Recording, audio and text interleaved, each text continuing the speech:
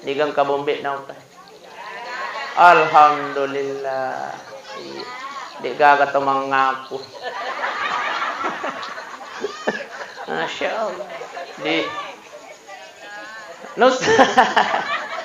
Tapi Bunda Besti, la yadkhulul jannah qati'ur rahim. Tidak akan masuk surga mereka yang memutuskan tali silaturahminya, kata Rasul.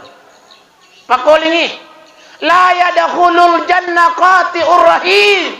Tidak akan masuk surga mereka yang memutuskan tali silaturahmi. Semuanya memutuskan tali silaturahmi.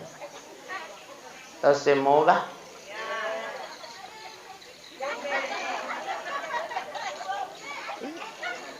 makanya inilah tujuannya kita si puluh-puluh ni. Jadi pale ya kuang kami matabali si sala o ko orang yang ko yawana tendawe